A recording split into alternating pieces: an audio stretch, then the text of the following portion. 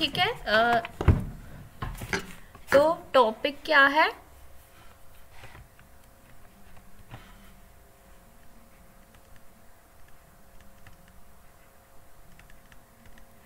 एम्बिगिटीज इन multiple inheritance. ठीक है, तो व्हाट इज मल्टीपल इनहेरिटेंस? सबसे पहले मुझे ये बताओ कि व्हाट इज मल्टीपल इनहेरिटेंस।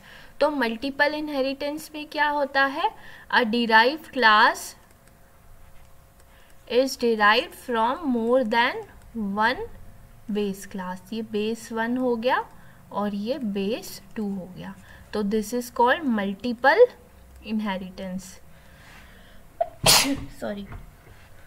तो याद आया आप लोगों को what is multiple inheritance? In multiple inheritance a derived class is derived from more than one base class, यानी 2 या 2 से और ज़्यादा बेस क्लासेस से जब हम क्लास को डिराइव करते हैं तो it is called multiple inheritance. ठीक है, अब एम्बिगिटीज का मतलब क्या होता है? ठीक है, तो देखो जैसे ही मैंने क्या किया, मैंने फॉर एग्जाम्पल एक बेस क्लास बनाई, क्लास बेस 1।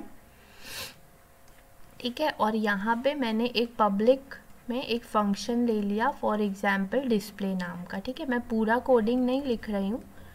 ठीक है, यहाँ मैंने एक डिस्प्ले नाम का फंक्शन ले लिया। अगेन यहाँ मैंने क्लास बेस 2 बनाया है। ठीक है, और यहाँ पे मैंने पब्लिक में एक फंक्शन ले लिया डिस्प्ले नाम का। ठीक है, यानी क्लास 1 का डिस्प्ले एंड क्लास बेस 1 का एंड क्लास बेस 2 का 2 क्लासेस लिए, लेकिन जो फंक्शन लिया है दैट इज कॉमन। अब मैंने यहाँ पे क्या किया? मल्टीपल इनहेरिटेंस परफॉर्म किया and I am deriving a class called derive from base 1 and base 2। ठीक है, समझ में आ रहा है ना आप लोगों को? आवाज आ रही है प्रॉपर? Yes ma'am. ठीक है, public base 1 and public base 2। तो ये इस तरीके से मल्टीपल इनहेरिटेंस होता है। मैंने आप लोगों को बताया था कि 2 क्लासेस से हमको क्या करना है, क्लास डिराइव करनी है, तो public base 1 and public base 2। ठीक है, अब यहाँ पे मैंने पब्लिक, ठीक है, जो भी यहाँ पे कोडिंग करी। ठीक है, अब मैंने क्या किया, मेन फंक्शन में मैंने क्या किया, एक ऑब्जेक्ट बनाया, किसका? डिराइव क्लास का, डिराइव्ड डी का। ठीक है, अब मैंने यहाँ क्या कॉल किया, अब मैं, क्योंकि ये डिराइव क्लास है और ये कहाँ से बन रही है? बेस 1 एंड बेस 2 से, तो बेस 1 का और बेस 2 का डिस्प्ले फंक्शन में क्या कर सकती हूँ, इसके ऑब्जेक्ट से एक्सेस कर सकती हूँ। तो डी डॉट डिस्प्ले कॉल किया मैंने यहाँ। ठीक है, तो डी डॉट डिस्प्ले मैंने जैसे ही कॉल किया तो यहाँ पे क्या हो गया, कंपाइलर हो गया कंफ्यूज। ठीक है, कंपाइलर क्या हो गया, कंफ्यूज हो गया, और इसने क्या कर दिया, एरर शो कर दिया। कैसे एरर शो कर दिया? क्यों एरर शो कर दिया? बिकॉज यहाँ पे वो कंफ्यूज हो गया कि जब ये डिराइव क्लास बेस 1 और बेस 2 2 क्लासेस से डिराइव हो गई है, तो अब इसमें से मैं बेस 1 का फंक्शन कॉल करूँ कि बेस 2 का डिस्प्ले फंक्शन कॉल करूं। तो इसीलिए जैसे ये प्रोग्राम मैं रन करूंगी तो यहाँ पे मुझे क्या शो करेगा, एरर शो करेगा। ठीक है, चलो एक प्रोग्राम इसको बना के देखते हैं। ठीक है, तो देखते हैं कि एरर आती है क्या। ठीक है,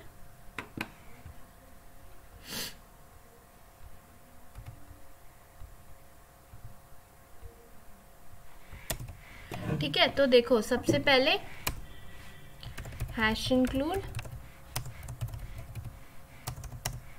io stream डॉट एच। ठीक है, hash include conio dot H. ठीक है, और यहाँ पे मैंने क्लास एक बेस 1 नाम की क्लास बनाई है। ठीक है, बेस 1 में मैंने पब्लिक में लिया है void display। ठीक है, एंड यहाँ पे मैं लिख रही हूँ cout सपोज /n डिस्प्ले, यहाँ पे लिख सकते हो फ्रॉम बेस 1।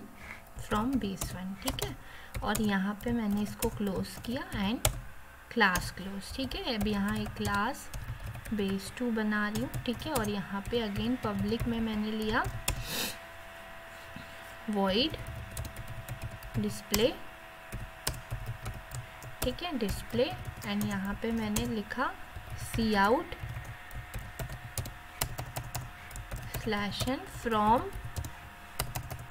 फ्रॉम बेस 2, ठीक है, बेस 2, ठीक है, और यहाँ पे ये क्लास क्लोज की, ठीक है। अब यहाँ पे मैं अगेन क्लास डिराइव्ड क्लास बना रही हूँ, ठीक है, डिराइव्ड, और यहाँ पे मैंने इसको public base 1 comma public base 2, ठीक है। और यहाँ पे मैंने क्या किया, इसमें कोई कोडिंग नहीं लिख रही हूँ मैं, सिंपली बस एक क्लास डिराइव कर दी, ठीक है।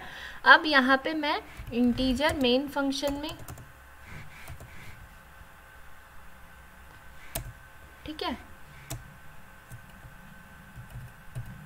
इंटीजर मेन फंक्शन में मैंने क्या किया, मेन फंक्शन में डिराइव नाम का एक क्लास डिराइव किया, डिराइव क्लास से एक ऑब्जेक्ट बनाया है डी नाम का, और यहाँ पे मैं लिख रही हूँ डी डॉट डिस्प्ले, ठीक है। और जैसे ही मैंने डी डॉट डिस्प्ले किया गेट ch, ठीक है, और यहाँ मैं इसको रन करती हूँ, तो यहाँ पे क्या हो गया, एक मिनट, डिस्प्ले, ठीक है। तो member is ambiguous, base 1 display and base 2 display, ठीक है। तो इस तरीके से क्या हो गया, एरर आई। समझ में आया आप लोगों को व्हाट इज एम्बिगिटी? एम्बिगिटी का मतलब क्या होता है कि अगर आप लोग मल्टीपल इनहेरिटेंस यूज कर रहे हो और अगर दोनों बेस क्लासेस में क्या हो रहा है, सेम नाम का फंक्शन है, तो डिराइव क्लास का ऑब्जेक्ट क्या हो जाएगा, कंफ्यूज हो जाएगा कि विच display function is to call, means the display function from base 1 और display function from base 2 is to be called, ठीक है। तो यहाँ पे ये this is called ambiguity, ठीक है। क्लियर हुआ what is ambiguity?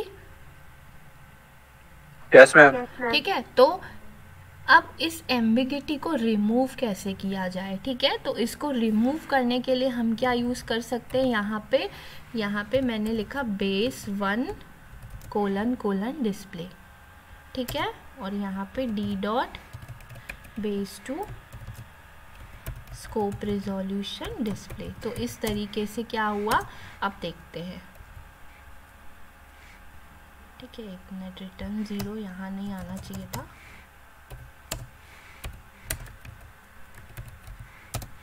ठीक है। तो यहाँ पे देखो बेस 1 बेस 2, यहाँ CLR SCR करेंगे तो ठीक है। तो this is from base 1 and from base 2, ठीक है। क्लियर हुआ what is ambiguity in multiple inheritance and how to solve this ambiguity? You can use the name of the class followed by scope resolution object and then the name of the function, जो कि common है दोनों classes के बीच में, ठीक है। तो इस तरीके से हम क्या कर सकते हैं, एम्बिगिटी को रिमूव कर सकते हैं, ठीक है। एम्बिगिटी क्यों आ रही थी, जब मैंने डी डॉट डिस्प्ले किया था, तो यहाँ पे क्या हो रहा था, यहाँ एम्बिगिटी ड्यू टू, यहाँ एम्बिगिटी इन मल्टीपल इनहेरिटेंस, ठीक है। This is called ambiguity in multiple inheritance. तो यहाँ पे इसको मैं ऐसा लिख रही हूँ, लेकिन आप भी लिख लो ताकि आपको याद रहे कि मैं डी डॉट डिस्प्ले करूँगा तो यहाँ पे क्या होगा, एम्बिगिटी आएगी। इसीलिए यहाँ पे हमने क्या किया है, इस तरीके से इसको लिखेंगे, this is way to remove ambiguity, ठीक है। This is a way to remove ambiguity, ठीक है, ठीक है। तो this is called ambiguity in multiple inheritance, ठीक है। तो आप